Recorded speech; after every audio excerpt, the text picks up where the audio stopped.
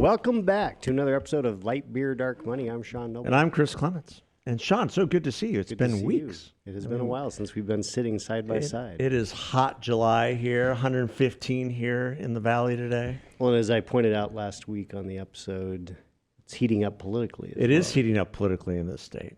We're even, what was fun about listening to you and being on vacation is that I was actually injecting points in my mind that I would have been saying if we were together, which is a sickness. I'm quite sure at this point after over a year of doing this.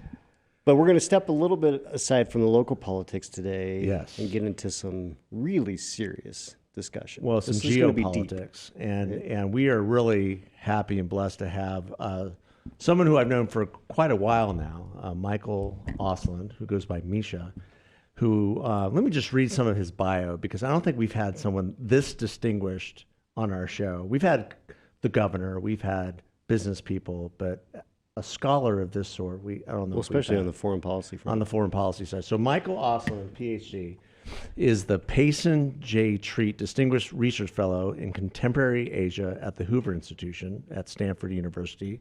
He's a historian by training, and he specializes in U.S. policy in Asia and geopolitical issues in the Indo-Pacific region. He's the author of 6 books, including Asia's New Geopolitics, Essays on Reshaping the Indo-Pacific, and the best-selling The End of the Asian Century, War, Stagnation, and Risks to the World's Most Dynamic Region. He's a longtime contributor to the Wall Street Journal and National Review, and his writing appears in other publications, including the Financial Times, The Spectator, and Foreign Policy. He has been very active lately, especially in the Wall Street Journal and some other scholarly articles, highlighting the coming conflict between the U.S. and China and Russia. And I got to know Misha, about 10 years ago, maybe. He did a speech for our local YPO chapter. And at that speech, he predicted the coming invasion of Crimea at that time by the Russians, and pointed out the very obvious fact now that why was Russia hosting a Winter Olympics in an area of the country where there is no snow? Yeah. And the feedback I got, Misha, at that time, if you recall, was that was either the greatest speech I had ever heard, which one YPOer said, or that was the most frightening speech I ever heard. Yeah. So usually I hear it's the craziest speech I ever heard. So that's pretty good, actually. And I've had you at a couple of my YPO Inside Washington seminars, and the reaction is usually the same. Like, wow, he really knows how to light up a room.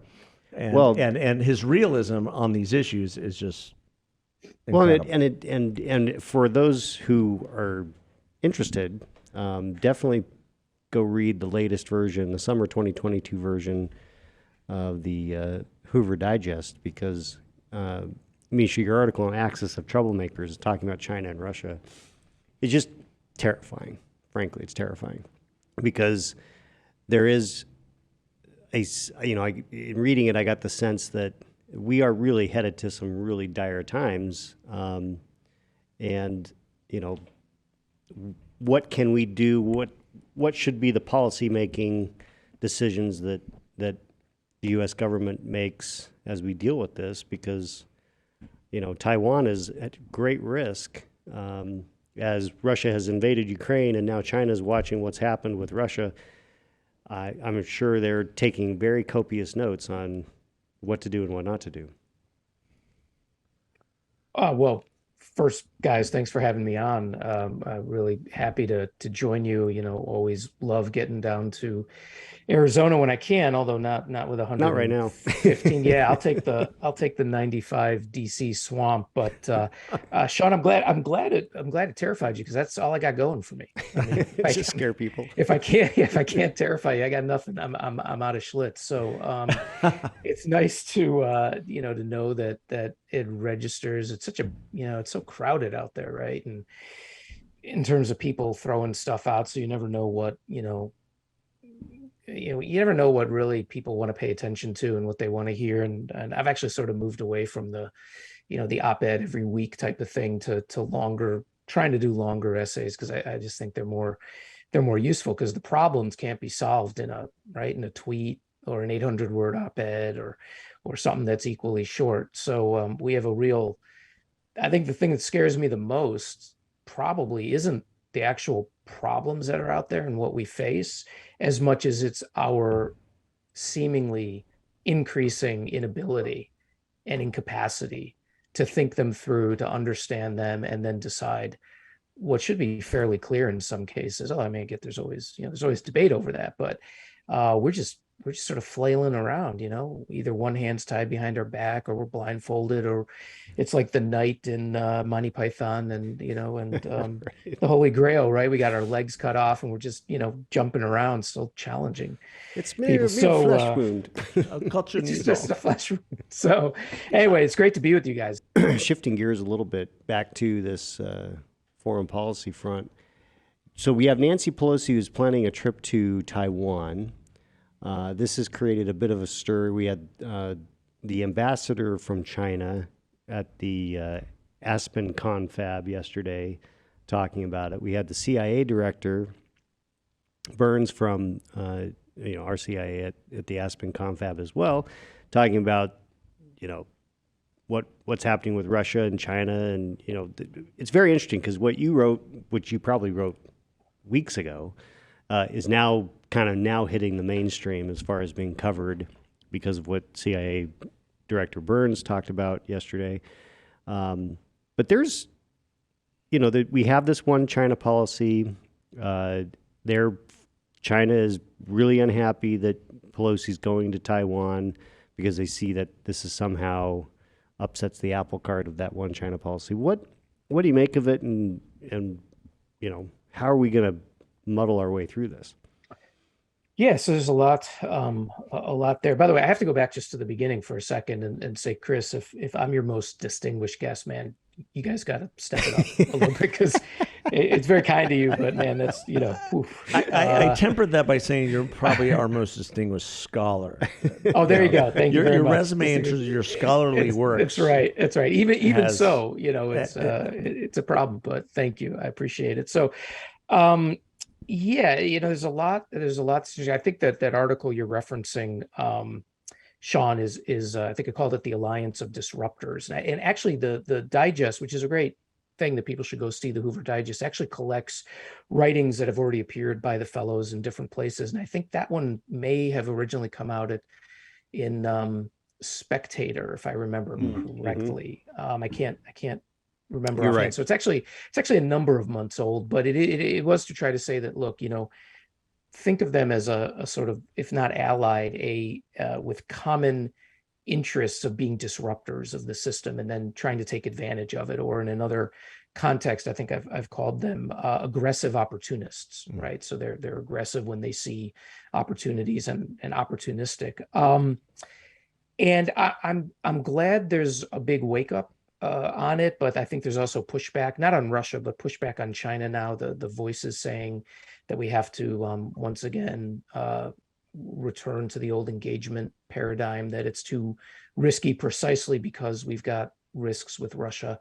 We need to work with China. I think those voices are growing, and that's a debate that we'll continue to have, and that we need to have. On the specifics of what you mentioned, there's some interesting things coming out of the forum, the Aspen Security Forum. Number one was Bill Burns, the CIA head, stating that he didn't think anything was wrong with Putin physically, because you've had these reports for months now, Right. right? Putin's on his last legs, he's going to go, and he's got incurable cancer or whatever, and he said that's not what we see. But interesting in a more significant sense, or a more more important sense in a way, I guess, was his comment that, or his discussion about seeing Xi Jinping and the Communist Party being willing to use force against Taiwan. Now, from one perspective, you say, well, of course, but there's actually still a debate about that. And so to have what's essentially when the CIA director speaks, it's reflecting the judgment of the intelligence community, collectively, or at least in his case, the CIA. This is not the director of national intelligence, but it's reflecting a process of that has to reach agreement, whereby now, it's fairly well accepted that the chances of a peaceful resolution in the Taiwan Strait, meaning just that both sides agree on the end stage, whatever that end stage is, reunification or not reunification, that is less likely. It's rare. It's rare when you're in DC. People, for the most part, again, sort of putting Trump aside and others, or Bernie Sanders aside, people hesitate to be either alarmist or absolutist in terms of policy. I'm talking politics, right? Politics is a free for all arena, but I'm talking about policy. It's rarer that you have people pre-crisis, for example, and you can think about before different types of crises we've had, to come out and say something so absolute as we think they're going to use force, right? Because what that does is not only shapes the policy debate, it limits it and bounds it, right? And sometimes that may be entirely correct, and therefore you need to base policy on that accurate assessment. But a lot of times too, if it's not, we don't know if it's accurate or correct. It can limit a policy debate, right? So if you have the entire government sort of swinging around to this view that it's likely that China is going to use force, I mean, that should be sending up red flags and balloons and skyrockets for everyone to say, wow, okay, so now what are you really going to do about it? Because you've been talking a good game for decades, half a century. But if your ability to shape that trajectory is increasingly in doubt, and it looks like it's going to be an aggressive move on the island, what are you going to do? Because if you do nothing, you may lose all credibility. Right. On the other hand, you're going to get into a war, an actual war, a shooting war with China. We weren't willing to do that with Russia over Ukraine. Russia being, of course, a nuclear armed power, but conventionally, at least as we thought, much weaker, and as we've seen, much less competent than we expected. That's being very kind. Yeah, okay, I'm trying to be sober and realistic about it. And it's an interesting question because I actually think it's very hard to assess the capabilities of the PLA, the People's Liberation Army. And by the way, when you talk about China, the PLA encompasses the Navy and the Air Force. So you say the PLA Navy, the PLA Air Force, and it's a little confusing, but it's a People's Liberation Army Navy. So it's actually hard, I think, to assess it because they haven't fought really since the late 1970s with Vietnam, and even that, of course, was a very different type of military than they have now. Right.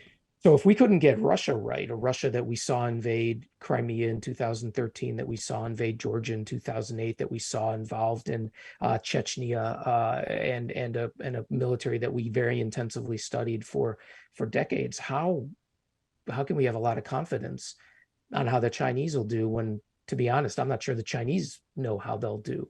So there's all of these unknowns, right? Known unknowns, as Donald Rumsfeld used to say, floating around this. But the narrowing of the sort of policy, how would you put it? The policy inputs, meaning we think they're going to use force, I think is bringing us to a very different level. And you've got the military leadership also saying, I see a 5-year window, or I see a 10-year window.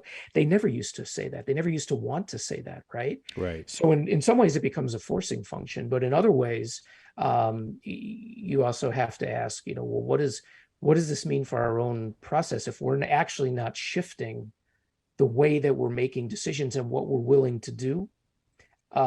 Yet the judgments about what's about to happen are completely different from where they were 10 years ago. It's a huge problem Washington faces. Yeah. Do you think? Just go ahead. Yeah. Do you think?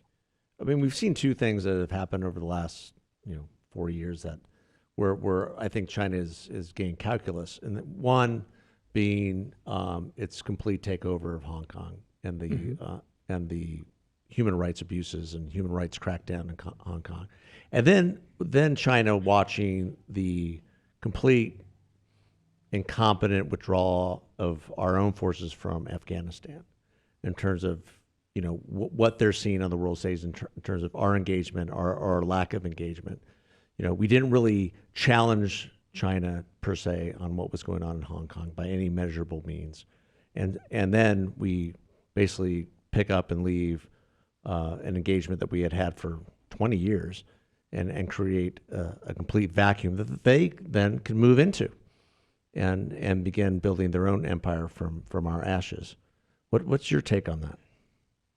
Yeah, I think they watch everything we do very carefully, including they watch other nations, right? They watch what Japan does, and they're Yeah. certainly watching the mistakes that Russia's making, and I'm sure learning from it. And that's another thing that Burns said, but something a lot of us, including I've written about, which is, don't expect them to make a lot of the same mistakes over the information sphere. Don't expect them to make a lot of the same mistakes over um, and what seemed to be a sort of unfocused initial campaign. Not being a military expert, I wouldn't want to judge it too much, but yeah, I think they saw now on our end. I don't think they're as see. This is a really interesting question. I don't think they are as questioning of our capability, Hmm. but that also could crumble, right? Let's say something bad happens, and we go in to do something about it, and we screw it up, we muck it up, and we fail. That could then dramatically change their calculus as well as our own about what we're actually capable of doing. But I don't think they're as focused on our lack of capability, because they know this is still a fairly battle-tested force because of the wars, and it'd be a different kind of war. But we've had so many who've been involved. They're coming out of the military now, but those who were fighting over the past couple decades, a lot of lessons learned, hopefully. It's a political will question, Yeah. right? That's what they saw in Afghanistan. It wasn't that we didn't have a strategy. The strategy until the end, until the Biden administration started chipping away at it, seemed to be fairly clear, and I don't want to say successful in the sense we weren't getting to the end stage of where we wanted in Afghanistan, but we were at least maintaining a viable presence, and relatively viable stability. Mm-hmm. But then it was the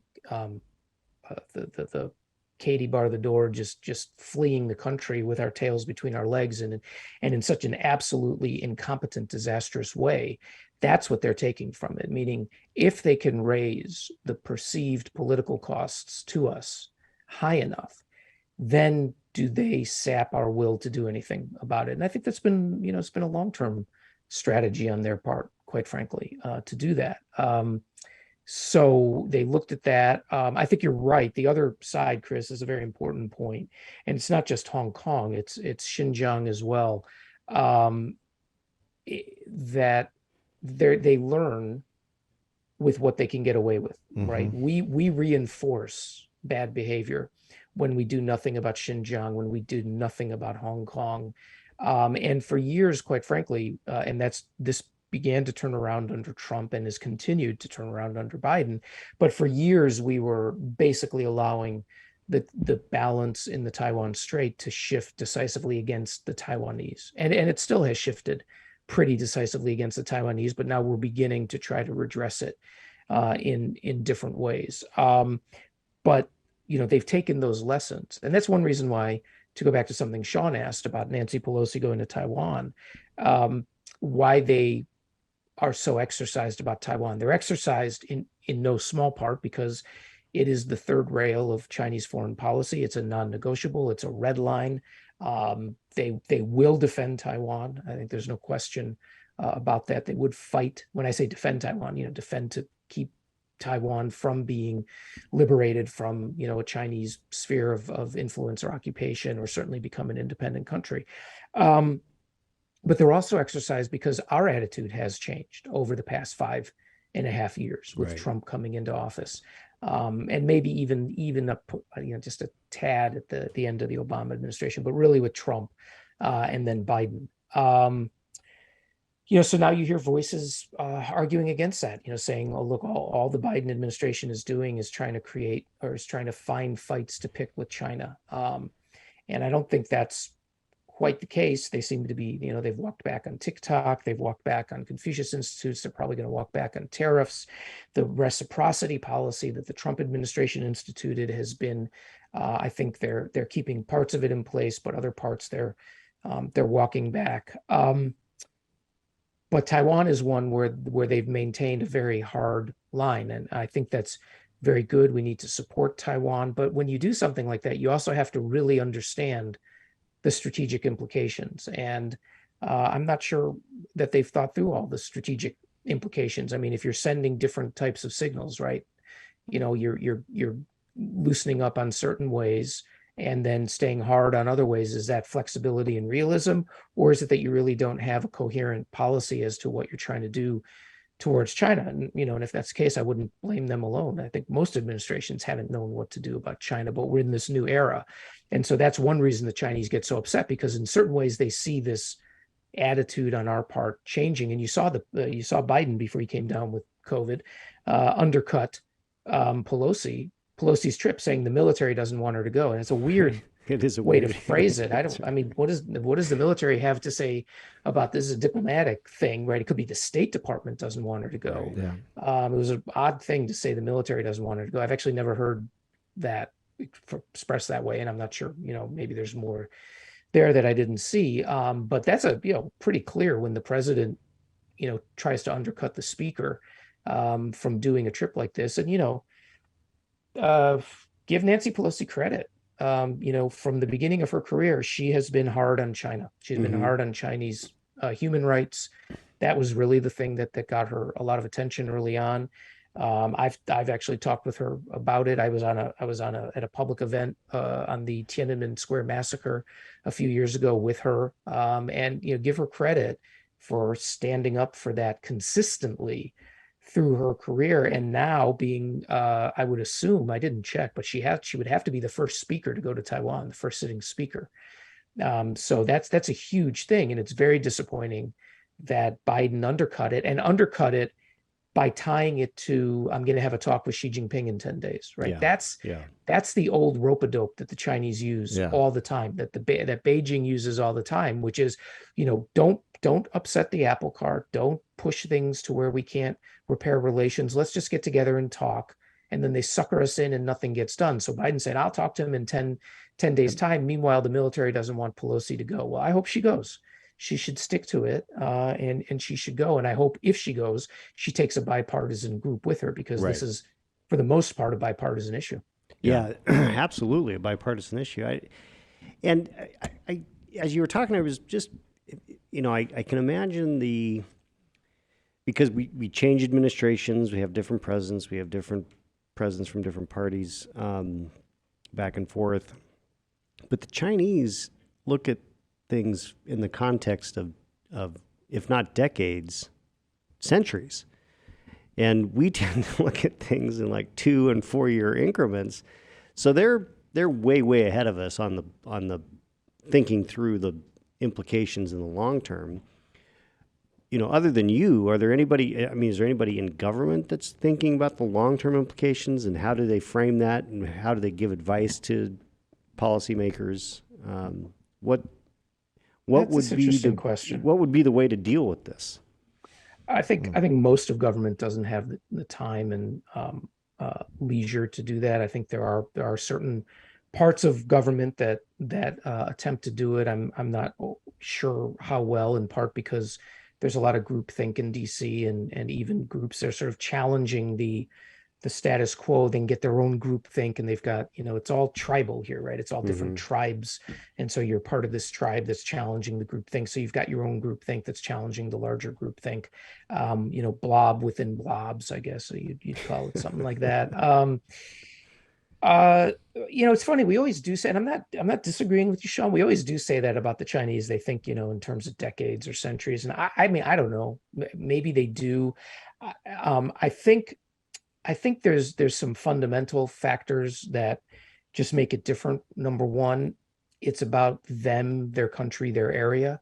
And for us, if we really wanted to, we could walk away. I mean, it'd be very disruptive and painful, but we could walk away. They can't, which is the same thing with Japan and Korea. So they all think about it much more intensively than we do on our best day, let alone on a day when we're thinking about Al Qaeda, and we're thinking about the Taliban, and we're thinking about Russia, or we thought about the Soviets for 40 years.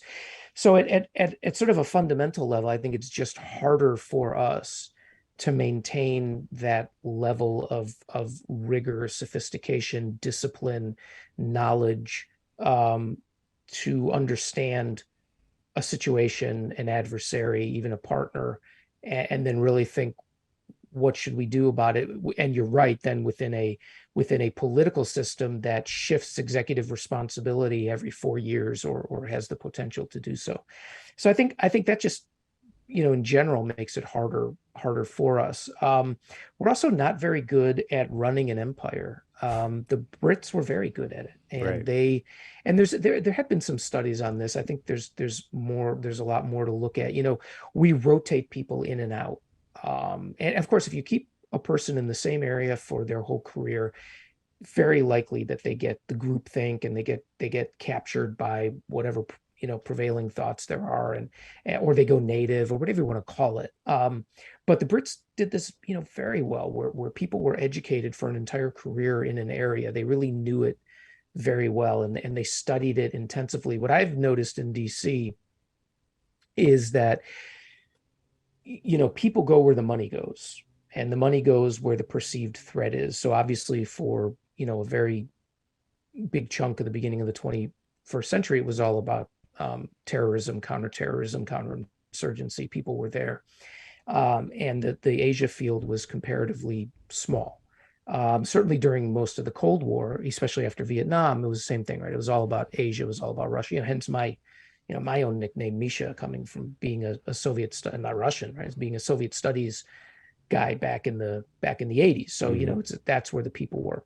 What I've noticed in DC over the past decade is the flood of people into the Asian studies community, or the China studies community, without a great deal of training, and without a huge amount of experience. And so it used to be the old area studies approach, right? And that was probably the closest we got and the best we got to trying to actually train people to think long term, to really understand these societies, not just from the how many guns and ships and planes do they have, what's their literature, what's their religion, obviously what is their political system, how does it really work, right? What's their history? That was the area studies approach. That's how I was trained in Soviet studies, and how I was then trained in my case in Japanese studies, and slightly more broadly in Asian studies. And we really got rid of that after the Cold War. And so you have all these people flooding into DC because they need people working on these issues. So a lot of it's on the job training. A lot of it is they've done a year or two on a desk somewhere. A lot of it is they go to one of the professional schools and get a master's in strategic studies, or Chinese strategic studies, or something. And I'm not trying to down talk the people who are doing that, but I just find it different. I mean, it's not people who have well-rounded understanding of China. They've not sat there and read Chinese philosophy and literature, and can really discuss what was going on in the Mao period, and how the politics worked, and therefore how Xi Jinping is different. It's very superficial. It's very much at the surface level. And I would say, comparing it to the Soviet studies period, where I was directly involved on the student level, it's far less. We're way behind. And so you've got DC now is filled with all these people, and all the stuff sort of looks alike. All the books look alike. They're all these strategy books, and China's grand strategy. And I'm not saying that necessarily that any of them are bad. And then you've got the people who jump on it, and they're not even ever have been in the Asia field. They just they were doing the big thought, the American foreign policy grand strategy stuff. Suddenly it's applying it to Asia without really knowing much about Asia. So again, I don't want to say that everything's useless, or that we shouldn't do it, but I think that to me leads to where Sean is trying to ask this question is, well, why aren't we thinking long term and ahead? And I think partly it's structural, and partly it's because we haven't trained ourselves, and partly because the field's flooded with those who really haven't been well trained and experienced. You mentioned just now in terms of your training in Japanese studies and politics, and you had a great article in the Wall Street Journal that was featured a couple weeks ago on Shinzo Abe and his assassination, and the way he transform that country into being a leader on the global stage and being more engaged in the global stage. And you kind of framed it, I think, as them kind of being the X factor in the whole growth of China. And how do you see Japan now fitting into this geopolitical issue that we're discussing, and how do they then counteract the rise of China with their newfound, world engagement? Well, I think in many ways, Japan had increasingly been a leader in precisely that debate and that discussion. I mean, it was Shinzo Abe, and as you noted, assassinated 2 weeks ago, who was still the reason it has such impact is that he was at the time Japan's most powerful and most influential politician. He was not, and he was still a sitting Diet member. This is not someone who had retired and was just going off giving a few speeches. This was the motive factor. He was the motive factor in Japanese politics, and I would argue in many ways the most significant thinker in Japanese politics and Japanese strategic thinking. So a lot of what we talk about today and we take for granted came from Abe, right? The idea of a free and open Indo-Pacific came from Abe. The Quad idea came from Abe. So we talk a lot about the Quad, and Joe Biden has, to his credit, elevated the Quad to a principals level meeting, right? Meaning the leaders of all the different states. That's very good. That came from Abe. In the last couple months of his life, he really shocked people by stating first that Japan needed to start thinking about having a debate over whether or not to host U.S. nuclear weapons, tactical nuclear weapons. And for Japan, that's the third rail of Japanese politics. Right. It's incredible, right? But he knew that that's how you have to get that debate started. And then secondly, the expansion of the military itself, right? I mean, the whole idea that, hey, Japan needs to be more engaged militarily. We need to buy more military weapons. We need to prepare for what may be coming. Absolutely. He was prime minister premier for 8 years from this was his second term, but 2012 to 2020. Each year he increased the defense budget. Japan began buying F-35s. Of course, that was decided before him, but he continued that and increased the buy. They just floated 2 very large helicopter carriers that will actually one day be aircraft carriers, buying very sophisticated weaponry. In the grand scheme of it, it was still sort of a modest increase, especially given the size of Japan's economy, but he did it, right? So he had all of that. Another thing I wanted to mention that he did in the last months of his life was say that he said explicitly that the United States explicitly should commit to defending Taiwan against a Chinese invasion. So Japan, through Abe in many ways, was actually the ones pushing a lot of the strategic thinking about what does Asia need to look like and how do we work together? I mean, he brought Japan closer to the UK, obviously to India and Australia, brought it closer to NATO. I mean, he created networks of relationships in Southeast Asia that Japan had never had, all of which were focused on this concept of free and open Indo-Pacific, meaning there are rules, there are norms that need to be followed. He explicitly brought Japan to a place where it would talk about democratic values in Asia, which is something it didn't really used to do, and quite frankly, around the world, and therefore explicitly counterpointed to China. His argument, if you remember the old 7-Up commercials, is we are the un-China. That was really that was really his argument, and so I think in many ways he found an increasingly receptive the United States, or a United States that understood that he was accurately diagnosing the trends. And so in some ways, he was able to pull the United States along maybe more quickly than the US itself would have gone. Now, how far ultimately that would have gone, I don't know. But Japan's role is critical. So to your question about where does it go from here, that's what we have to wait and see. I've been surprised and pleased that the new prime minister, not new after the assassination, but new since last year. Kishida has continued most of Abe's policies, but of course, Abe was still there guiding the party. So Right. I don't want to say he didn't have a choice, but it would have been harder to break, and he wasn't going to. With Abe gone, that's the question. Does Kishida continue on this? I mean, Kishida's been just as strong on Taiwan after coming out initially as a sort of Taiwan dove.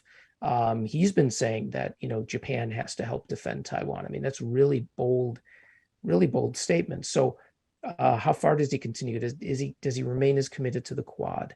Does he try to get Japan into the AUKUS, Australia, UK, US agreement? There's a lot of unknowns. Does Japan keep committed to free trade and the Trans-Pacific Partnership that it rescued when Donald Trump walked away from it in 2017? So this is really going to be a question. I think a lot of countries around the region are going to be looking very carefully at Japan over the next years to see, okay, is there going to be a viable Asian counterpart or counterbalance, I guess is a better way to put it probably, to China? Right. Or will Japan start giving up some of these more forward-leaning policies and shed some of its responsibilities or commitments and turn more inwards? And if they do that, as what is still the world's third largest economy, that's going to send massive signals, very intense signals to all of these other nations that you better just try to, protect yourself and not challenge China, because Japan's not going to be out there leading the pack for whatever reason. Maybe Japan doesn't trust the United States. Maybe Japan just doesn't have the appetite for it. So Japan really is central, I think, to Asia's fortunes in a way that it hasn't been since the, in the economic sense, since the 1980s, Right. after the bubble burst, and in the strategic sense, since the 30s and 40s. Of course, back then it was a terrible tragedy, and, Japan being an aggressive colonialist, imperialist nation, but it still was the most important nation in Asia, determining its strategic future. And I think Right. today it's probably one of the top, it's one of the two. It's China and Japan. So there is this tension with China and Japan, and both, just from a demographic issue, they're both going to start. Well, China, I think, or Japan is already losing population. Yeah. China is about to hit the downturn. Yeah. India is continuing to grow. Is there a role for India, and what should they be doing to assert it? We're running out of time, but this is an important question. We're going to take another couple minutes because we're having too much fun. Well, there's always a role for India. It's a question of how much of a role does India want to play. Now, under Prime Minister Modi, it's played a much larger role. With the Quad, for example, very close, very, very close personal relationship between Modi and Shinzo Abe. But then, of course, we also saw limitations, such as India supporting Russia over Ukraine. Right. So which raises questions about the future of the Quad. So there's real questions there about how far the Quad can go when you see that at the first major issue, there's a complete breakdown between, one of the partners and the other three partners. That said, India has a huge role to play, but it also has enormous issues at home that hold it back from playing a larger role. I mean, obviously the income gap, the poverty gap, the wealth inequalities, the low level of development throughout much of India, all of these things, those are the first things that Indians think about. Yeah. Those are the first things that they talk about. And they talk about building national power. And it means that it's harder for them to play the type of role that they may envision. They also have a lot of problems with neighbors. They have problems with inherent problems with Sri Lanka, problems with Bangladesh. They obviously Pakistan. Yeah, you don't even have to talk about Pakistan. Of course, I'm looking east, not west. Right. But and one of the very important things that Abe did over the past decade was to bring India closer and closer in some ways to the West. Now, that started, I would say, during the George W. Bush administration. They really made some impressive moves to bring India closer and to create a working level relationship, civil nuclear deal. We have naval, the Malabar naval exercises. There's so much more we do with India than we ever did. And then Japan reinforced that, sort of doubled down on that, bringing India into this community of liberal nations. And the Quad in many ways was the apotheosis of doing that you'd have these four great liberal powerful nations in Asia working together: Australia, Japan, India, and the US. But we have to see where that goes. India, again, still gets 80% of its military equipment from Russia, still gets energy supplies from Russia, has clearly come down on the Russian side in the Ukraine crisis. Abe is no longer there, so we don't know if someone will be able to speak to Modi as effectively to talk about why India should be part of the good guys. So that raises huge, really huge questions for the future, and in some ways makes Japan even more important, and Kishida, the current prime minister, more important in order to maintain what solidarity we do have with India, because right now there's more people, I would say, in DC now talking about problems with India than there are people talking about cooperation. And some of it has to do with what's going on, what's perceived as going on in India in terms of democratic regress, Hindu nationalism under Modi and the like. But again, that you still have a strategic equation outside of India's borders. And so the question is, do you want them to be a partner or not? That's where Japan was really important. Right. Well, we could keep going. Well, there's just so much. We didn't even really touch on Russia and everything going on there, Well, and in terms of their culture, their society, and where you see that. You had a great article again in Foreign Policy called "Learning to Think Nuclearly Again," which was fascinating. I would ask anybody who wants to really consider what is ahead or what could be ahead to go out and find that article. Well, and Misha, Thanks. where can people find you? Because there's so much that, and not all of our listeners are going to dig in, but those that want to get educated on this stuff and be more attuned to what's happening, where can people find you, read your stuff, that kind of thing? Yeah, I think the easiest is just to go to the Hoover Institution website. It's hoover.org. So hoover.org. Go to the fellows page and look for me. Just AUSLIN. That's, I think, where they put everything there. And then I do have a podcast on Asia called The Pacific Century. I was just going to mention that. Yes. Yeah, so they can listen there. That's a place, but that's also on the Hoover site. So you can just go to Hoover and probably that's one-stop shopping. Great. Yeah, the podcast is great if you really want to dive into these issues, and you've had some tremendous guests on there as well. So, well, thanks so much for coming on. Thanks for all your great work on this. I mean, keep it up. And for your friendship over the years, for sure. Well, same here, Chris. Thank you. And it's just a shame we haven't been able to get together for a number of years, but I'm hoping you'll get back to DC, and Sean, you'll get out here as well. And really enjoyed the opportunity to talk with you guys. Yeah. Well, thank you so much. And thanks to our listeners, and Sean, great to see you. Great to see you. Thanks, Misha. Thanks, everybody. Thanks, guys. Okay. Bye-bye. Take care. Bye-bye.